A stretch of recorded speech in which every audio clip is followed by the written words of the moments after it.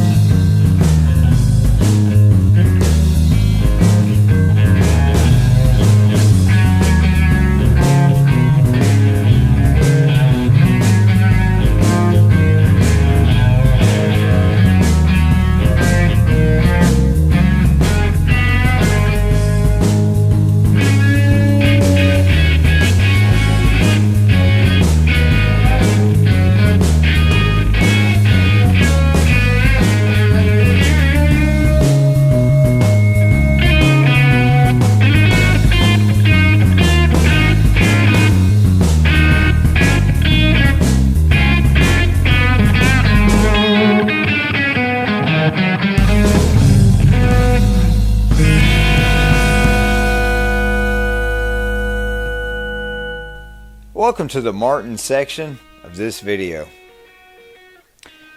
The Martin acoustic guitars, really, the values of the vintage acoustic guitars really right around 1969, you know, when they did away with the use of the Brazilian rosewood back and sides on the D28 and the D45 and D41s and pretty much any acoustic guitar that came with Brazilian rosewood. Right around 1970 they did away with that, and we see the prices dramatically decrease, or they're just a lot more reasonable for the early 70s. And so those guitars really whether it be a D18, a D28, or really any of those guitars that are not the top of the line models, are going to be surprisingly reasonably priced. And so it's not out of the way to find an early 70s D18 in between $1,200 and $1,800, which is really a lot of people just automatically assume that vintage guitars prices are higher than that, but really on those guitars, I mean, they're really not more, the prices on those guitars are really not higher than just a used Martin guitar. So it's a good way to get a vintage guitar, of course, at the price of a used guitar. But there is definitely one thing to consider, and that is a lot of vintage Martins need a neck set. And there's lots of specs on these guitars when they started the truss rod.